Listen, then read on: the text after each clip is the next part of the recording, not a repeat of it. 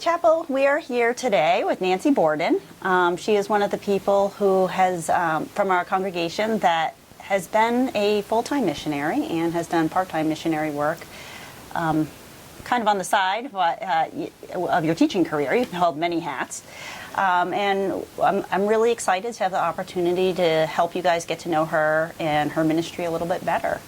So Nancy, you came with me to the Dominican Republic a few times now. Oh, yeah, times, and yes. we had some good conversations in the airports. And let's see if I can figure this out. So you started thinking about missions when you were 16, is that right? I think even, I'll be honest with you, earlier than that, when I was about 13, we had an assignment to find a book in the library about a foreign country, any foreign country. And I happened to pick up one that was about Haiti. I read that book. It wasn't a Christian book, nothing about missions, but I fell in love with the Haitian people. Look at me crying already. I just fell in love with Haiti and the Haitian people and didn't know why. But it was after even though I was a Christian all of my high school years, it was not until like college that I started feeling that I was involved in missions there, the Mission Society at college, and just began to feel that God was calling me to the mission field too. So that's. But you prepped for it even before that, because I believe you told me you took French in high school because you were interested in Haiti. That's the way God works. Yes. It's funny because here I loved Haiti, and I had I did take a couple of years of Spanish, but I did have French in high school, and I didn't, how do I want to say, when I was being interviewed by the general superintendents to become a missionary, they asked me about any languages that I studied. And I said, well, I took 2 years of Spanish, and they interrupted me, and then, did you take French? And all of a sudden, my heart started beating, and I thought, at the time I was in seminary, and I worked for Helen Temple, who wrote missionary books, and that was my job, and working in her office. And she had told me that she didn't think there was much chance of me getting to Haiti, because they were really asking for a couple to go down there for new missionaries. So I had thought of, wherever the Lord leads, I'll go. But when they asked me if I had studied French, my hopes started getting up there. And building up. And sure enough, afterwards, they said, would you be willing to go to Haiti? Yeah. And I just about jumped out of my seat. So, without trying to put an age on you, when was that? Do you remember what year that was? Let's see, because I had one more year after that. I think I had 1 year after that I went. So it must have been about 1963. Wow. Because, so it's 1960, because I went to Haiti, the first time I went to Haiti was in 64. 64. So that would have been pretty unusual for a single female to go to a country like that in 64, I'm thinking. Oh, it could have been. I don't know. There were a lot.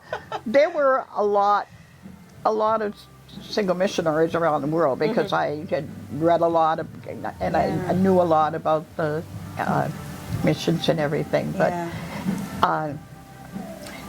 they had found another nurse, another single girl who was a nurse, also was appointed that year to Haiti. So we shared her home, and she was like more than a nurse. Any doctor that visited the field would say that she was like a doctor. But she was wonderful, working with the Haitian people. Well, I certainly appreciate the idea of bringing medical to people, with my background, but very interesting. So what did you do when you got down to Haiti? Well, my assigned jobs were to teach in the Bible school, and now it's called seminaries. But I taught in the Bible school, and then working in the printing press. They had just built a printing press. So I did like typing of books that they were going to print, or pamphlets and things like that. And then I wrote. I think I wrote a 3-year curriculum for Vacation Bible School, because they never had done much for. They didn't have much of a children's work. And so I taught a course in the Bible school, and then I wrote the curriculum and taught them how to do it. Wow. But I never directed one myself. I found Sharon Fawn, who just grabbed a hold of it and went all over Haiti doing Vacation Bible Schools. He eventually became director of the Bible school at Haiti. Oh, you need people to do all the different one of my jobs. students, Yeah, that's great. And then you also did a lot of music, from what I remember. Oh, yes. Well, I taught music. It's one of the courses, and then I tried to teach a lot of the students too, so that they knew how to play the accordion. I did teach accordion because that was the instrument down there. And then that's another way. Yeah. When I was 12 years old, I told my mother, I want to play the accordion. And I took accordion lessons for a year. My mother said, Nancy, stick to the piano. But God used it. Yeah. Many years later. Wow. And it was just like so many things like that just fell into place. So parents, if your kids want to learn an obscure instrument, maybe there's a reason, I think, is the That's funny. Oh. Okay, so you taught accordion. I taught accordion. You played the piano. And I played the piano, and Lois and I sang together a lot. But I probably the thing that I spent most time with was translating songs. Oh. And that I thought they would like. Which, because you were musical and knew the language. From English into Creole. Yeah, that's a special skill. I definitely could not do that. That's good for you. And then, let me see here. So I know you used to go out to villages, because you told me about some of the treks you took. Oh, yes. Yeah, what did you do when you went out to the villages? Oh, well, every weekend, usually all of the missionaries, or all of the men, and then the single girls, we also went, because some of the places were tough. And I think it would have been hard for the missionary, because the missionaries, they had children. It would have been hard for them. But every week we would visit the churches all over. Yeah. We would go to one of the Sunday services. Sometimes it took 3 hours to get there. Mm-hmm. And there was only really one main road in Haiti when I was there. So we would drive as far as we could with a Jeep. And then we would get out, and sometimes the church would send mules down so that we could go the rest of the way on mules. And we would ride the mules. One church, we got to the point where even the mules couldn't do it. It was so rocky and steep. So we had to get off the mule and help pull the mules up the mountain to get to the church. And when we got there were like 300 people waiting for us. Lois would hold a mobile clinic like the day before. We'd go like on a Saturday, and she would hold a mobile clinic, and then we would go to church on Sunday, and so I love that. 300 people waiting for you. That's amazing. That it was that difficult to get up there, but God had a community of 300 people waiting for you. I know. Wow, that's cool. I also, of course, love the idea of you serve by doing medicine and healing people, and then go ahead and talk to them about Jesus. Right. We jokingly, my mom and I jokingly talk about the mission of Bate evangelism as following the Jesus model, because Jesus, he fed people, he healed people, and then he told them about the gospel. And clearly it's going to be an effective model, so that's what we try to do. Yeah. Lois would every day at the dispensary, and she sometimes had 200 to 300 people waiting for her when she went down in the morning. But then in the middle of the morning, she would go out on the porch of the dispensary and give a talk about Jesus, and Yes. there were many, many people. I can remember her calling out, "Can you come down? We have someone who almost killed themselves because they were possessed, because of being possessed by an evil spirit." Yeah. And there was one time that we went down, and it was like an all-night prayer meeting, and a lot of the Christians from the church. But the lady was delivered. After that, she came to happy Christian, coming to church every Sunday. Well, there's a lot of that voodoo influence in Haiti, and so a lot of it's very different than in the U.S. That's the big difference I noticed in the Dominican. All of a sudden, I thought, I don't hear the voodoo drums. There's voodoo there too, believe me. Yeah, I imagine. There's usually shamans around, and a lot of times when we're in a village, after we've talked to people, the shamans will then be coming around after us, trying to bring them back into the voodoo. So it's really important to do that follow-up and make sure we stay on top of reinforcing the gospel with people after we leave. And that is why, actually, that was one of the reasons we started Bate Evangelism, so that we have full-time pastors who are out there supporting people and feeding people, so that we don't just come in and help them learn about Jesus. You know, we don't want it to be the seed that you scattered, the farmer scattered, and then it got eaten up by the birds. We want to make sure that they continue to be fed. Right. Yes. So I know you have such a heart for Haiti. So you told me you ended up getting called back to the U.S. Yes. Yeah. That was after how many years? That was after 7 years. Yep, 7 years, And you were a bit heartbroken. I was. That was the hardest, probably the hardest time of my life. Yeah. But the neat thing is I have created ways to get to talk to Haitian people. Yeah. Like, I can remember going to Spags, which was a big store. Yes. And you guys who are at least my age or older probably remember Spags in Worcester. Yep. And if I would see someone talking in another language, I would go up a little closer, and if it's Creole has a rhythm to it, so I could sort of recognize it at a distance. And I would get closer and closer, and then all of a sudden, when I saw that they were too busy talking, I would smile at them and say, "Oh, apa nunca fale Creole here." Imagine seeing people who speak Creole here, and they would look at me and just laugh and laugh and they would love it. And so I did that, and I don't know how many stores. Yeah. That's like fun. a stalker. But even just this last week, I got to talk to Haitians, or a couple of weeks ago at the district assembly, because we have quite a few Haitian churches. Yeah. There's quite a few people who are Haitian in the Boston area, actually, from what I understand. Right. Yeah. So, now you told me that with technology and stuff, you've been attending some of the NMI conferences, and you get to select your language, and you have been picking Creole. Is that right?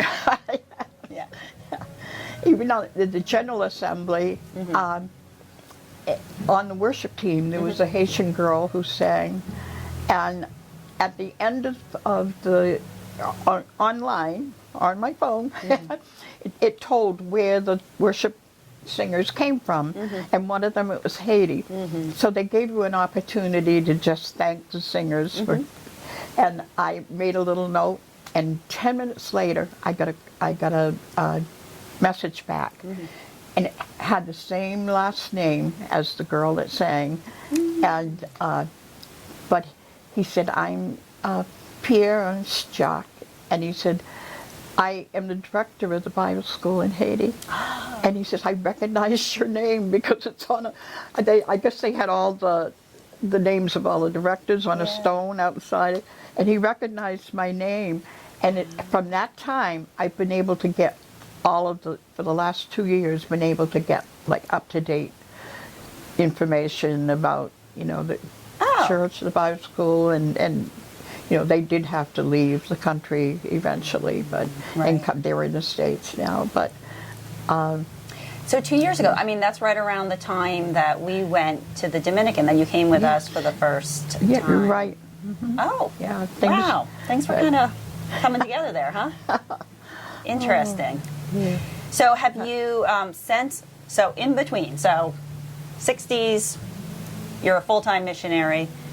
2 years ago, you come with us to Dominican. Did you get to go back to Haiti any time in between there? I think it was in 1998, I'm pretty sure. They had a missions trip to Haiti, and I got to go back then. Oh, very and it cool. was during school vacation. Yeah. So I went back then, and then I'm trying to think. I think that was the last time. Yeah.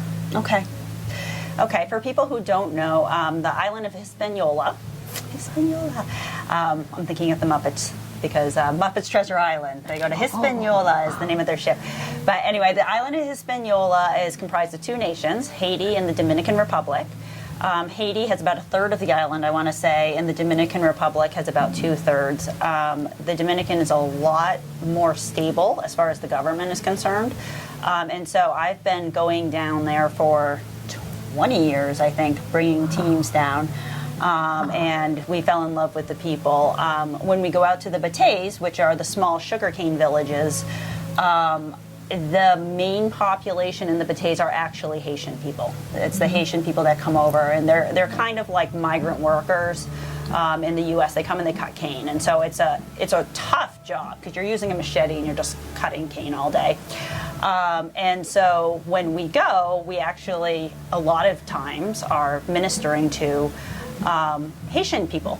And so we hold medical clinics, we give out supplies, we give out food, and we have evangelism teams that spend their time going around and talking to people and bringing the gospel to people. And then, as we said before, we have the Batey Evangelism mission that comes and follows up with people and provides weekly Bible studies and church services. And the goal is to revitalize some of the churches because what we found is that a lot of the churches, you can bring people to Jesus, but when you don't have any pastors that actually have had any training, it's really hard to feed people properly. So that's what we've been doing. So Nancy came with us 2 years ago and last year, Yes. or this year. Yeah. And how was that for you? Oh, I loved it. You know, sometimes I felt a little helpless because I don't have any medical skills, but I loved like going out into the villages with the evangelism, and of course at your dad, it's so interesting to go because it was like I was being taught how, you know. I think you could do the teaching, Nancy. In Haiti, it's a little bit different. Yes. But it was just, you know, it was wonderful. And then, you know, by the time, you know, this year was a little easier. You know, I was used to it. And then, but some of the visits you have, you just never forget. It's like sometimes I can see the people that we talk to, and so I think that's the Lord reminding me to pray for them. And but no, I just loved it. And the Dominican people are so hospitable. I mean, even when we were out with people that you didn't even know, they would invite you into their house or put out chairs, and they were just so hospitable. And They're kind people, very giving. So my dad tends to lead the evangelism team, and Nancy was serving as a translator / evangelism team member because you have such a strong background. We should have had you doing Vacation Bible School, apparently.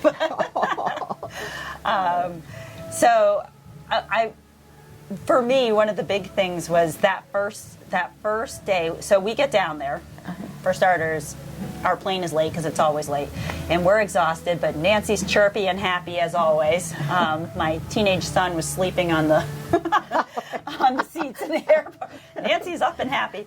But we get down there. We then, try to catch up on sleep. Unpacked all of our stuff. Got our supplies ready and stuff. And then on Sunday we go to church.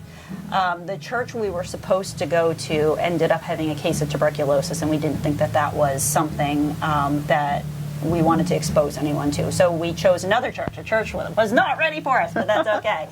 And we went there, and at the end of service, Nancy stood up and said hi to everyone. I don't know exactly what you said. Well, the Haitians always start everything with "the peace of God be with you." Oh, so it's okay. "la paix de Dieu soit avec nous tous," and Yeah. I just told them a little bit that, I had been a missionary in Haiti, but that I was happy to see, to be there. Yes. And that church was, a lot of them spoke Creole. A in lot that of them church, spoke yes. Creole. I remember watching everyone's face light up though when you stood up and started talking to them in their language. I think it's pretty unusual for older Caucasian ladies to come out and speak Creole to people. So they were just delighted. And then you ended up finding older gentleman who was connected to the church you were connected to in Haiti, right? Yeah. Yes, yeah. It was, but then of course he had to leave because of all of the problems in Haiti. And, it was just tough to believe that much time had gone by, but I think it was when he was younger that he went to that church. He went to that church, the church that you were part of. Yeah, I mean, what are the odds that we would go to a bate on another country from Haiti, and that you would find somebody day one that Small world. Yeah. I'd say the odds are not good, but with God they're good. Yes. He meant it to be. Exactly. So that was very exciting, and I thought that was very cool. I love these coincidences that I don't really believe are coincidences. Yeah. No. So Nancy, how old were you when you came on the missions trip with us? I was 86 the first time and 87 the second. Ooh. So a lot of people would feel like, I don't know, maybe they'd feel like they're too old to go on a missions trip, but certainly you didn't. Do you think that being older made it more difficult for you to go? Not really. Only sometimes when I would be embarrassed if I couldn't walk as fast as anybody else.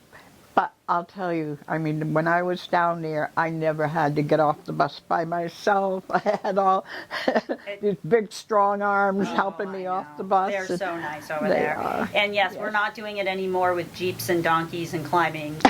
So we take a bus out to the Batays. We bring a whole team with us. Yeah. How about food and stuff? Did you ever feel worried about getting sick or anything? Oh, no, I never did. In fact, the Haitians used to have a saying, if they went someplace and didn't know what the food was up in the mountains, they would say, "Miss Nancy, tell her to taste it. She knows what to, she'll taste it for you." Yeah. No, I love food, no matter what it is. And you still can eat whatever you want to, apparently. Right. Good for you. Yeah. How about like medications? Any concerns about medications while we were down there? No, I just took a supply of what I take every day, and I wasn't too concerned because I figured I was working with a bunch of nurses and doctors. Yeah, goodness about being with a medical In team. good We can help you hands. if you need help. Yes. Okay, so you felt very comfortable being down there, even though you were 86 and 87 years Right. old. Yeah. That's awesome. I love it. We want everybody to feel comfortable. There is the toilet situation where you do have to be able to pee over a hole, really, when we're out in the field. Though this past year was great. We had toilets every stop, which was pretty amazing. Just about, yeah. Yeah. But again, that's probably something you were a little more accustomed to than other people. Though that was back in your 30s when your balance was probably a little bit better. Was there any trouble there? Not in the Dominican. Back when I was in Haiti, though, we did go places where, oh my goodness, it was like one outhouse for a whole community. Oh my, yes. Yeah. Okay, that's fair, but not when we were fine with it. But no. Okay. And there were times, I mean, we had you out there on the out there evangelism, but I tried to switch you off days just to make sure it didn't get too tiring. And there were other days when we had you doing other things, like for instance, passing out deworming medication to the children. How was that for you? Oh, that was great because I love children, and it was easy to do. Your daughter taught me. Yes. I loved watching your children down there because they just are amazing the way they get right in and work as hard as any missionary I ever saw. Yeah, well, so they're older now. When they started going, Jordan was 2 the first time she went, and Josh was 5. He was a very old 5 when I started bringing them because I wanted them exposed to another culture and to see what things were like. And it's become something that they just they love doing. They've grown up doing it. Okay, so basically Jordan would have been the youngest to come at 2, and you would have been the oldest at 87. So wide range. So basically what we're saying here is no age limits you from being able to go on a missions trip. And could I add that I felt 10 years younger when I came back. It's nothing like serving to make you feel younger, having that purpose. I think that that's a big deal. And while you have an amazing ability to be able to translate, being able to do things like pass out deworming meds and stuff like that, basically you don't have to have a skill set to come with us on our missions trip either. You just have to be willing and have, listen to the Holy Spirit and have God tell you this is what I should do.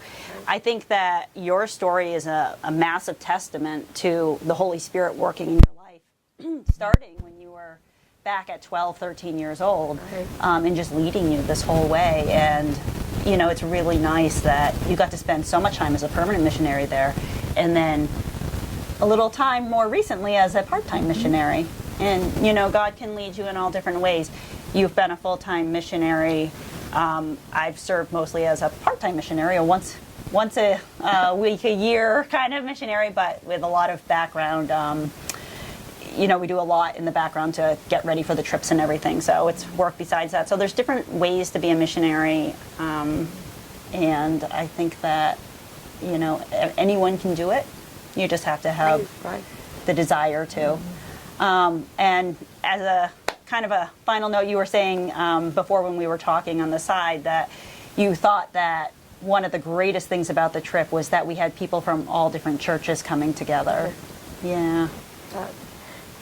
It was just nice because it just shows how wonderful it is to be with a family of God, and we work like a family. Even down there with being assigned different jobs every day, but there were certain people that were talented a certain way or had experience, and there was a groove for everyone. Place where they could fit in. Yeah, it was great. It is. We've likened it in some ways to being at like a Christian adult camp because everyone is single-minded. We are there to serve God. We are there to do God's will. And we get tremendous amounts done during the week to advance His kingdom. And so it's really fun. It is. If you have an interest in going on a missions trip or furthering your knowledge on missions in general, please feel free to talk to Nancy or myself or anyone on the missions committee, and we would love to have you. Thank you very much.